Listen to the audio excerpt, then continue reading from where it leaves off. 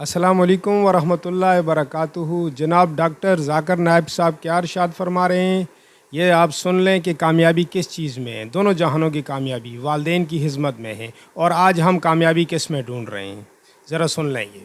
ہمیں مثال ملتی ہے علامہ اقبال کی والدہ کے بارے میں۔ ہم جب کتابیں پڑھتے علامہ اقبال کی زندگی کے بارے میں تو پتہ چلتا ہے کہ علامہ اقبال کے والد ایک ایسا پیشہ کرتے تھے جو ربا سے جڑا تھا، جو سود سے جڑا تھا، اور علامہ اقبال کی والدہ اسے بالکل پسند نہیں کرتی تھی۔ تو جب علامہ اقبال پیدا ہوئے، علامہ اقبال کی والدہ نے اپنے چھاتی کا دودھ، اپنا دودھ اپنے بیٹے کو نہیں پلایا۔ وہ چاہتی تھی کہ میرے بیٹے کے جسم میں ایک بوند بھی حرام کمائی نہیں جائے۔ تو علامہ اقبال کی والدہ نے کیا کیا؟ اپنے زیورات بیچے جو خود کے تھے، الحمدللہ حلال کمائی کے تھے، زیورات کو بیچ کے ایک بکری خریدی، اور اس بکری کے دودھ سے پرورش کی علامہ اقبال کی، اور اللہ نے پھر ان کے شوہر کو ہدایت دی اور وہ بھی سیدھے راستے پہ آ گئے، اور پھر اللہ نے ایسا شخص، علامہ اقبال جیسا شخص بنایا۔ ایسی کئی مثال ہے، اور ایک مثال ہے والدہ کی، شیخ عبد القادر جیلانی کی رحمۃ اللہ علیہ۔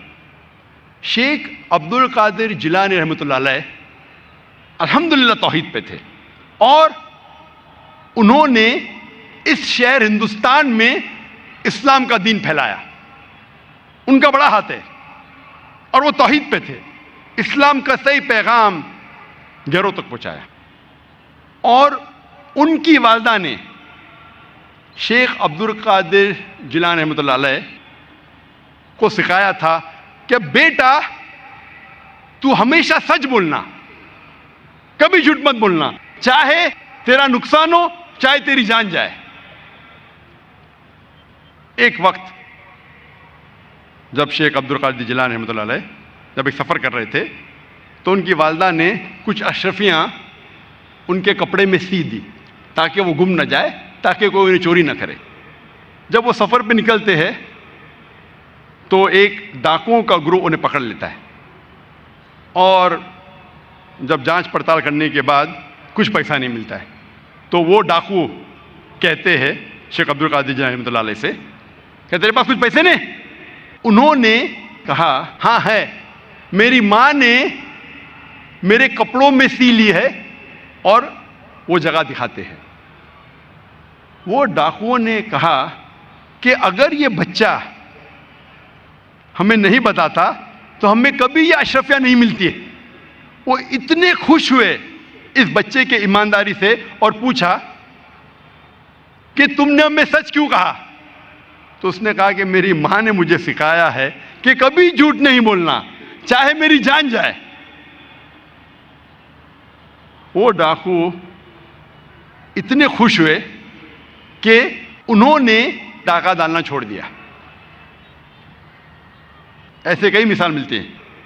جب تاریخ پڑھتے ہیں ہمیں مثال ملتی ہے، تاریخ پڑھنے کے بعد امام شافعی رحمۃ اللہ علیہ کی والدہ، وہ یمنی تھی، اور ان کے والد قریش تھے، اور بچپن میں ہی ان کے والد کا انتقال ہو جاتا ہے۔ تو ان کی والدہ جدوجہد کرتی ہے اور امام شافعی رحمۃ اللہ علیہ کی پرورش کرتی ہے، اور ان کی خواہش تھی کہ میرا بیٹا علماء کے درمیان اپنا بچپن گزارے، اسی لیے سارا انتظام کرتی ہے، اور امام شافعی رحمۃ اللہ علیہ کو مکہ بھیجتی ہے علماء کے درمیان جینے کے لیے۔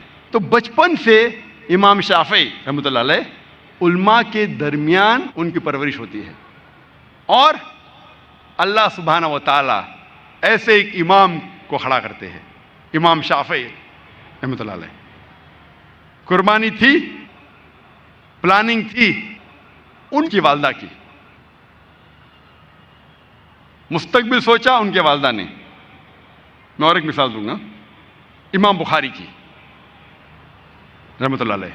امام بخاری کی والدہ کا بڑا ہاتھ ہے امام بخاری کی پرورش کرنے کے لیے رحمۃ اللہ علیہ.